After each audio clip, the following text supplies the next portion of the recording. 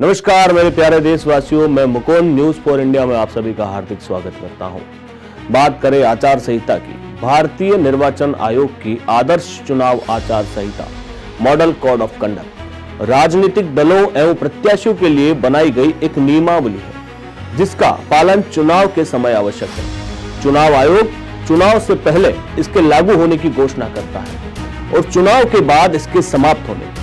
यह सरकार, राजनीतिक दलों, उम्मीदवारों की तथा जनता को दिए गए निर्देश है, जिसका पालन चुनाव के दौरान किया जाना जरूरी है। चुनाव आचार संहिता चुनाव की तिथि की घोषणा से लागू होता है और यह मतदान के परिणाम आने पर समाप्त हो जाता है। चुनाव आचार संहिता संविधान में वर्णित नहीं किया गया, अपितु यह एक क्रमशः प्रक्रिया का परिणाम है। इसका प्रवर्तन एक चुनाव आयुक्त एन शेषन द्वारा किया गया है। चुनाव आचार संहिता के अंतर्गत अनेक बातें शामिल हैं, जैसे सरकार के द्वारा लोक लुभावन घोषणाएं नहीं करना, चुनाव के दौरान सरकारी मशीनरी का दुरुपयोग न करना, राजनीतिक दलों और उम्मीदवारों के द्वारा जाति, धर्म व क्षेत्र से संबंधित मुद्दे न उठाना, चुनाव के दौरान धन, बल और बाहुबल का प्रयोग न करना।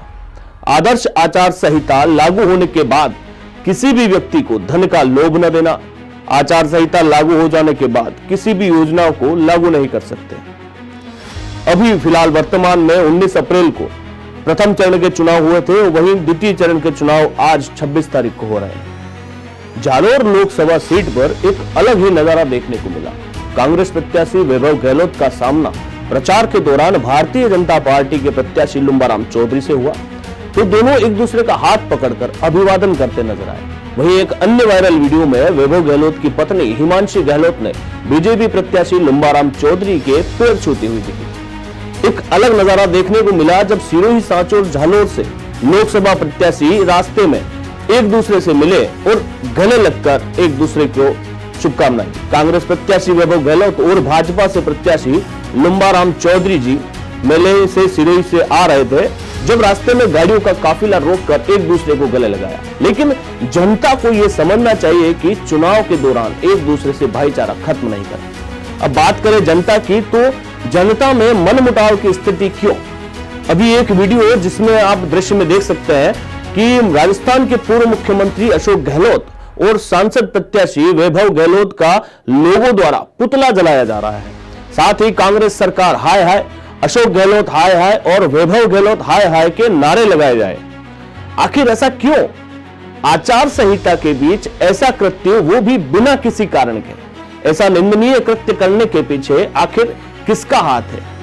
क्या ये आचार संहिता का उल्लंघन नहीं है? और प्रशासन कहां सो रहा है? समाज विशेष के कुछ लोगों ने आज यह निंदनीय कार्य करके 35 कौम को एक तरह से संदेश दिया है कि हमारे खिलाफ चुनाव लड़ने की हिम्मत करेगा तो उनके साथ हम ऐसा ही करेंगे। क्या यह उचित है कि राजस्थान के 3 बार के मुख्यमंत्री रहे श्री अशोक गहलोत और जालोर, सिरोही, सांचौर कांग्रेस प्रत्याशी वैभव गहलोत के फोटो लगाकर आग लगा देना? विरोध किस बात का है? न कि वैभव गहलोत ने आपके खिलाफ चुनाव लड़ने का ऐलान कर दिया। क्या इस जालोर, सिरोही, सांचौर में चौधरी समाज के अलावा अन्य समाज चुनाव लड़ने का हकदार नहीं है? 35 कौम के इस वीडियो के कृत्य पर सोचे, विचारें और फिर मतदान करें। अब जहां एक तरफ दोनों प्रत्याशी आपस में गले मिल रहे हैं, वहीं दूसरी ओर पे एक समुदाय या एक जाति विशेष, जिसे यह लगता है कि हर सीट पे हमारा अधिकार होना चाहिए या हमारे इलाके में हम ही चुनाव लड़ेंगे, वो इस तरह के कृत्य कर रहे हैं। इसके लिए जनता में एक संदेश देना चाहिए कि जो राजनीति पार्टियां हैं वो चुनावी मतभेद रख सकती है, लेकिन मनभेद नहीं रख सकती। तो आपको भी हमारी तरफ से निवेदन है कि कृपया अपनी अपनी राजनीतिक पार्टियों को लेकर मतभेद हो सके, किंतु मतभेद ना रखें। आज के लिए बस इतना ही। एक बार फिर आपसे मुलाकात होगी, तब तक के लिए स्वस्थ रहे, मस्त रहे और समाज कल्याण में भागीदार बने। जय हिंद।